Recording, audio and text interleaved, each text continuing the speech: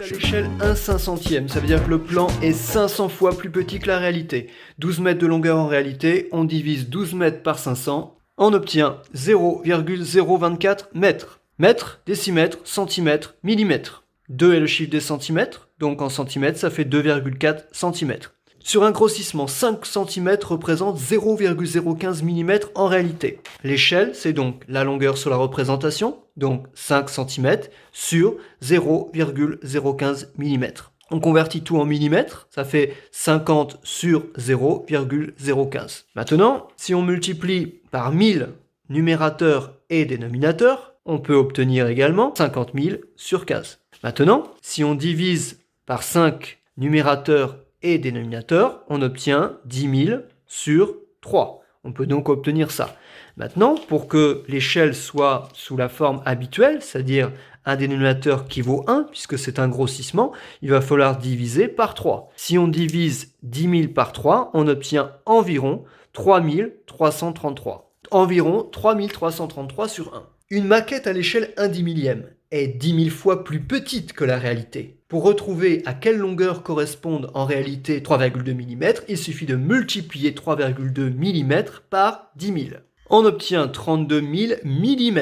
Converti en mètres, ça donne 32 mètres. 3 cm représentent en réalité 27 km. Donc 18 km sont représentés par, c'est un tableau de proportionnalité. Le plus simple ici, c'est qu'on pouvait remarquer que pour passer de 27 à 3, on divisait par 9. Donc faisons pareil avec 18. 18 divisé par 9, 2. Et ce sont ici des centimètres. Donc 2 cm ou 20 mm. Ici, 2 cm représentent en réalité 6 hectomètres. Donc 10 cm.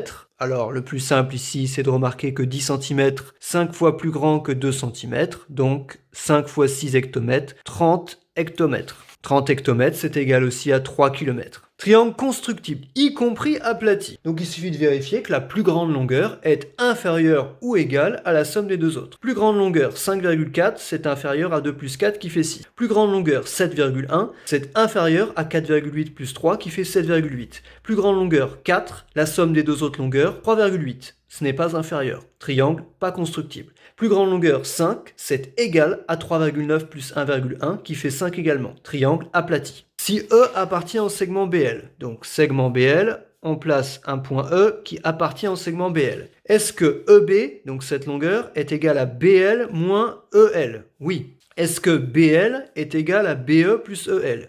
Oui. Est-ce que EL est égal à BE, cette longueur, moins cette longueur? Non, absurde. Est-ce que LB est égal à EB plus LE? Oui, cette égalité et celle-là sont en fait identiques. Si BEL est un triangle non aplati, dans un triangle non aplati, chaque longueur est strictement inférieure à la somme des deux autres. BE est strictement inférieur à la somme des deux autres. BL là est strictement supérieur, donc cette réponse est fausse. LE est strictement inférieur à la somme des deux autres. Et là, LE n'est pas égal à la somme des deux autres, ce qui est vrai puisque le triangle n'est pas aplati. Les triangles non aplatis sont ceux dont les côtés ont pour longueur. Donc là, il fallait vérifier que les triangles n'étaient pas aplatis et il fallait également vérifier que ces longueurs donnaient un triangle qui existe. Plus grande longueur 7, c'est égal à la somme des deux autres. C'est un triangle aplati, on ne coche pas. Plus grande longueur 5,9, somme des deux autres 6. C'est un triangle non aplati. Plus grande longueur 6, somme des deux autres 5,9. Ce triangle n'est pas constructible. Plus grande longueur 4, somme des deux autres 4. C'est un triangle aplati. BEL n'est pas aplati. On regarde la plus grande longueur. Ici, la plus grande longueur serait 5 cm. La somme des deux autres, 4,8 plus 0,2, 5 cm. Ce serait un triangle aplati. Ici, la plus grande longueur serait 6 cm, la somme des deux autres 9,8, c'est un triangle non aplati. Ici, la plus grande longueur serait 5, la somme des deux autres 5,9, c'est un triangle non aplati. Ici, plus grande longueur 9,7, somme des deux autres 9,8, c'est un triangle non aplati.